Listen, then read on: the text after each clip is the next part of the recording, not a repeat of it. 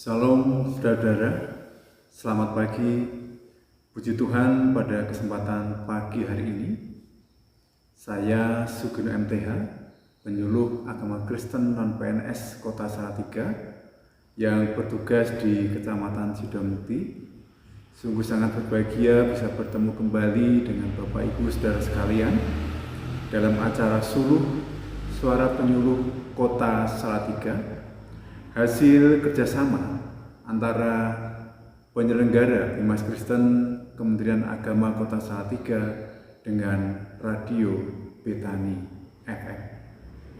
Dan sebelum bersama-sama kita mendengarkan kebenaran firman Tuhan, marilah kita siapkan diri kita dengan berdoa. Mari kita berdoa.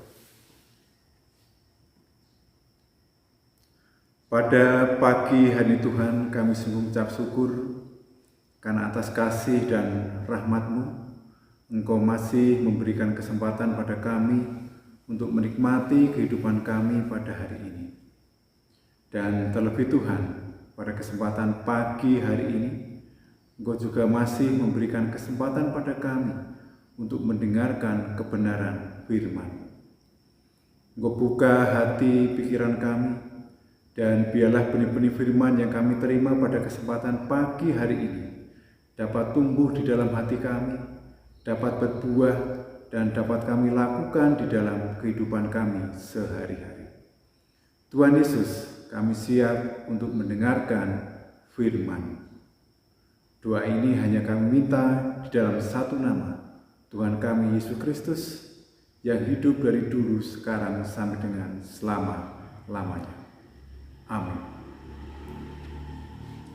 Saudara yang dikasihi oleh Tuhan Yesus Kristus, firman Tuhan pada kesempatan pagi hari ini terambil dari Kisah Para Rasul pasal 1 ayat 12 sampai dengan 14. Dan tema kita pada kesempatan ini adalah jemaat yang dewasa rohani.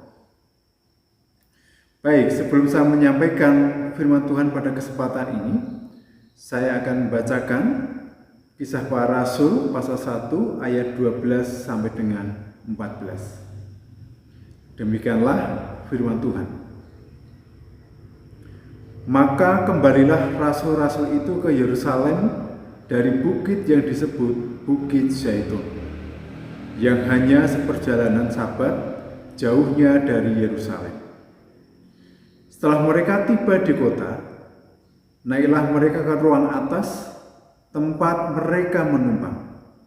Mereka itu ialah Petrus dan Yohanes, Yakobus dan Andreas, Filipus dan Thomas, Bartolomeus dan Matius, Yakobus bin Alfius, dan Simon orang Zelot, dan Yudas bin Yakobus. Mereka semua bertekun sehati dalam doa bersama-sama dengan beberapa perempuan serta Maria ibu Yesus dan dengan saudara-saudara Yesus. Yang berbahagia kita semua yang mendengarkan firman Tuhan, terlebih yang melakukannya di dalam kehidupan sehari-hari. Amin. Saudara-saudaraku yang dikasihi oleh Tuhan Yesus Kristus,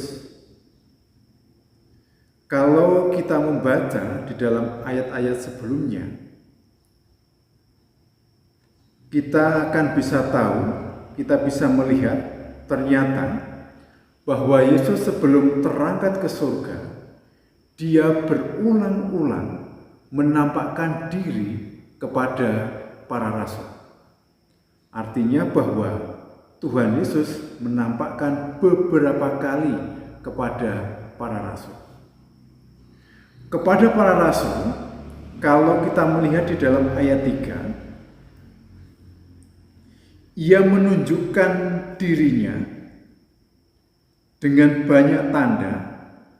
Ia membuktikan bahwa Ia hidup. Ini yang pertama di dalam ayat 3. Lalu di dalam ayat 8, Ia berkata, tetapi kamu akan menerima kuasa kalau Roh Kudus turun ke atas kamu, dan kamu akan menjadi saksiku di Yerusalem dan di seluruh Yudea dan Samaria dan sampai ke ujung bumi. Ayat 3 dan ayat 8 ini patut menjadi perhatian kita. Menjadi bukti bahwa Yesus sebelum terangkat ke surga menampakkan berulang-ulang kepada para rasul. Dan kalau kita lanjut di dalam ayat 9, ternyata Tuhan Yesus telah menyampaikan hal itu, ia terangkat ke surga. Saya akan bacakan di dalam ayat 9. Sesudah ia mengatakan demikian, terangkatlah ia, disaksikan oleh mereka, dan awan menutupinya, dan pandangan mereka. Tuhan Yesus terangkat ke surga. Dan dengan cara yang sama, nantinya Tuhan Yesus akan datang yang kedua kalinya ke dunia ini. Ini menjadi perhatian kita sebelum kita membahas ayat 12 sampai dengan ayat 14. Sekarang kita akan menginjak pembahasan ayat 12 sampai dengan 14. Setelah Tuhan Yesus terangkat ke surga, para murid atau para rasul-rasul itu kembali ke kota Yerusalem, di mana mereka meninggalkan tempat mereka pada waktu itu, yaitu Bukit Zaitun. Mereka kembali ke kota Yerusalem, yaitu kembali ke tempat mereka menumpang. Mereka di Yerusalem menumpang, dan kalau kita baca di dalam ayat selanjutnya, naiklah mereka ke ruang atas, tempat mereka menumpang. Dan kalau kita perhatikan, kalau kita membaca di dalam berbagai sumber, biasanya rumah-rumah pada waktu itu ada lantai atas, dan biasanya itu digunakan untuk mereka bertemu membicarakan suatu hal yang sangat penting. Dan para murid juga mengalami hal yang demikian. Di lantai atas mereka banyak melakukan hal-hal yang luar biasa. Siapa para rasul atau para murid pada waktu itu? Kalau kita membaca di dalam ayat yang ke-13, mereka itu ialah Petrus dan Yakobus, Yakobus dan Andreas, Filipus dan Thomas, Bartolomeus dan Matius, Yakobus bin Alfius, dan Simon orang Zelot, dan Yudas bin Yakobus. Mereka inilah para rasul yang menjadi saksi Tuhan Yesus terangkat ke surga, dan mereka diberikan tugas oleh Tuhan Yesus untuk mengabarkan kabar kebenaran itu sampai ke penjuru dunia. Baik, saudara yang dikasihi Tuhan Yesus Kristus, menarik jika kita melihat di dalam ayat 14, ada suatu hal yang sangat luar biasa yang dilakukan oleh para rasul di kota Yerusalem. Apa yang mereka lakukan di situ? Di dalam ayat 14, mereka yang pertama adalah bertekun. Lalu yang kedua, sehati. Dan yang ketiga, mereka itu bertekun dalam doa. Ada 3 hal penting yang mereka lakukan di kota Yerusalem.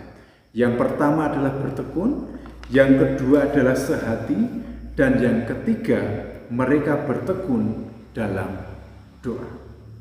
Kita akan membahas satu demi satu 3 hal ini. Yang pertama yaitu bertekun. Bertekun ini berasal dari kata dasar tekun. Kata tekun menurut Kamus Besar Bahasa Indonesia diartikan sebagai bekerja keras, bersungguh-sungguh, dan rajin. Jadi kata bertekun, jika kita melihat dari kata dasarnya, artinya adalah berusaha dengan sepenuh hati, bersungguh-sungguh, dan berkemauan kuat untuk mewujudkan apa yang diharapkan. Dalam konteks ini, para rasul itu bertekun dalam mencari Tuhan atau Allah. Karena apa? Karena mereka meyakini bahwa Yesuslah pencipta dan penyelamat kita. Dialah yang senantiasa memberikan kekuatan kepada kita karena kita adalah makhluk yang lemah. Inilah bertekun yang dilakukan oleh para rasul pada waktu itu. Lalu yang kedua yang dilakukan oleh para rasul di kota Yerusalem, mereka sehati. Sehati menurut Kamus Besar Bahasa Indonesia itu berarti bersatu hati atau seia sekata. Bersatu hati atau seia sekata. Dan ada kata-kata yang lain yang juga memiliki arti yang sama dari kata sehati, yaitu sehati sepikir. Sehati sepikir ini mempunyai arti berbicara mengenai kesukaan hati dan tujuan dalam mengerjakan perkara-perkara rohani. Sehati sepikir menurut Alkitab berbicara mengenai kesukaan hati dan tujuan dalam mengerjakan perkara-perkara rohani. Ini yang kedua, sehati, yang dilakukan oleh para rasul pada waktu itu. Lalu yang ketiga yang dilakukan oleh para rasul, mereka itu bertekun dalam doa. Yang dimaksud dengan bertekun dalam doa adalah tetap, terus, dan setia memohon kepada Allah dengan iman yang teguh. Saya ulangi, bertekun dalam doa artinya bahwa mereka itu tetap, terus, dan setia memohon kepada Allah dengan iman yang teguh. Tiga hal inilah yang dilakukan oleh para rasul di kota Yerusalem.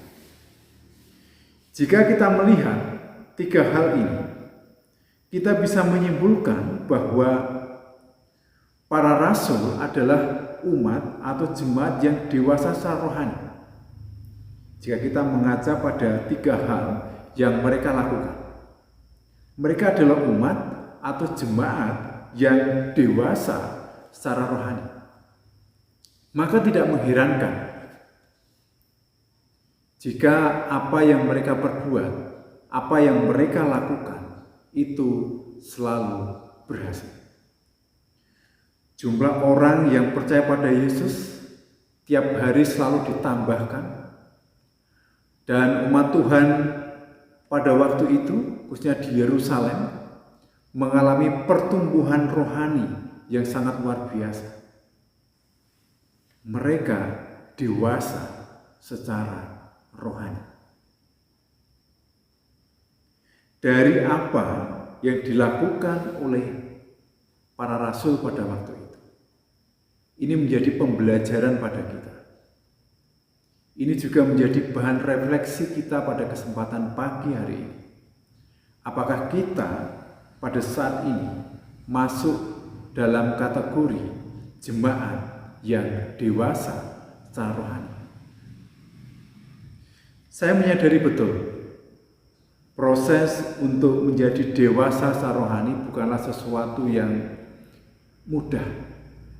Perlu pengorbanan. Perlu banyak waktu untuk belajar. Kadang kita harus merasa hancur hati kita dulu. Kadang-kadang kita merasa tidak berguna. Dan kadang-kadang kita perlu menangis untuk dewasa secara rohani. Untuk itu, saudaraku yang dikasihi Tuhan Yesus Kristus, saya mengajak, mari kita bersama-sama untuk menghargai proses untuk menjadi dewasa secara rohani. Jika dewasa secara rohani ini bisa kita wujudkan dalam kehidupan bersama, khususnya dalam kehidupan bergereja, sangatlah luar biasa. Tentunya damai sejahtera, sukacita itu bisa kita rasakan di dalam kehidupan bersama-sama. Satu hal yang sangat penting untuk kita tekankan di sini, bahwa kita harus mau mengendalikan ego kita. Kita harus mau merendahkan diri kita. Karena Yesus sudah mencontohkan pada kita bagaimana Dia begitu merendahkan dirinya datang ke dunia untuk menyelamatkan kita. Maka dari itu, saudaraku yang dikasihi Tuhan Yesus Kristus, malah kita belajar dari para rasul di dalam Kisah Para Rasul pasal 1 ayat 12 sampai dengan 14. Malah kita bertekun di dalam Tuhan. Malah kita hidup sehati sepikir. Dan marilah kita bertekun di dalam doa. Amin. Kita masuk dalam saat teduh sejenak.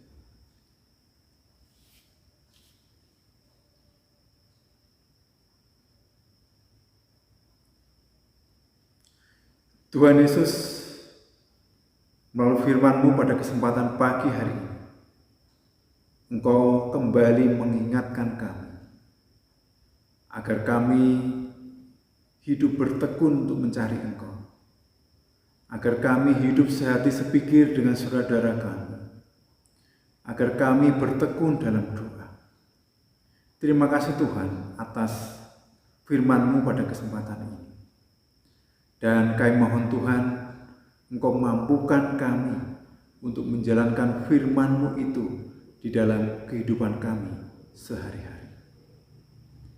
Pada kesempatan ini pula Tuhan, kami berkesempatan untuk mengaturkan doa syafaat kami. Secara khusus Tuhan, kami berdoa untuk bangsa dan negara kami. Khususnya kami berdoa untuk para pemimpin kami dari tingkat pusat sampai dengan tingkat daerah. Tuhan Yesus selalu menyertai para pemimpin kami. Engkau tuntun mereka dalam menjalankan tugasnya. Engkau berikan kesehatan. Engkau berikan hikmat-Mu, sehingga apa yang mereka tetapkan Tuhan hanya dari kehendak-Mu saja. Kami juga teringat untuk saudara kami, saudara seiman kami, dimanapun mereka berada. Tuhan Yesus tengok mereka satu persatu. Engkau cukupkan segala kebutuhan mereka, dan pakailah mereka Tuhan dimanapun mereka berada, menjadi saluran berkat bagi orang lain. Pada kesempatan pula Tuhan, kami berdoa, secara khusus kami berdoa untuk mitra kami, Radio Betani FM. Tuhan Yesus juga selalu hadir di tengah-tengah kehidupan radio ini Tuhan. Engkau berkati para pengelola, Engkau berkati para penyiar, Engkau berkati perlengkapan yang mereka gunakan. Dan biarlah melalui Radio Betani FM ini Tuhan, nama-Mu semakin dipermuliakan, khususnya di kota Salatiga. Pada kesempatan ini pula Tuhan, kami juga berdoa untuk program suluh yang sudah kami laksanakan Tuhan. Tuhan Yesus juga selalu campur tangan di dalam program ini. Dan biarlah melalui program ini Tuhan, banyak jiwa-jiwa yang mengenal Engkau, banyak jiwa-jiwa yang dikuatkan melalui firman-firman Tuhan yang kami sampaikan. Engkau berkati kami Tuhan, para penyuluh yang melayani dalam acara suluh ini, sehingga kami mampu menjalankan tugas pelayanan ini dengan takut akan Engkau. Dan beberapa waktu yang lalu Tuhan, kota kami Salatiga berulang tahun ke 1272 Tuhan. Kami mengucap syukur Tuhan atas penyertaan-Mu selama ini, sehingga kami sebagai warga kota Salatiga Tuhan bisa melaksanakan segala aktivitas kami dengan baik, dengan normal, dan kami juga bersyukur Tuhan para pemimpin kami Tuhan mampu menjalankan tugas dan kewajibannya dengan baik. Engkau selalu sertai kota kami, dan biarlah melalui kota kami Tuhan, nama-Mu semakin dipermuliakan. Pada kesempatan yang pula Tuhan, kami juga berdoa untuk saudara kami yang sakit, kiranya Tuhan tengok mereka, di dalam nama Tuhan Yesus Kristus, Engkau sembuhkan mereka. Yang saat ini saudara kami masih melaksanakan tugas maupun pekerjaannya, Tuhan Yesus juga selalu menyertai mereka, dan biarlah mereka bisa menyelesaikan tugas dan pekerjaan mereka dengan baik. Yang saat ini saudara kami Tuhan sedang dilanda suatu permasalahan yang sangat pelik, Tuhan Yesus tuntun mereka, bimbing mereka, sertai mereka, dan Engkau akan memberikan jalan yang terbaik bagi saudara kami. Kami sungguh rindu Tuhan untuk bersama-sama dengan saudara kami untuk melayani Engkau, dan mampukan kami Tuhan untuk mempunyai jiwa yang melayani. Tuhan Yesus, inilah doa dan permohonan kami. Hanya kami minta di dalam satu nama, Tuhan kami, Yesus Kristus. Ampuni kesalahan kami. Haleluya. Amin. Demikian saudara, firman Tuhan pada kesempatan hari ini kiranya bisa menjadi berkat bagi kita semua.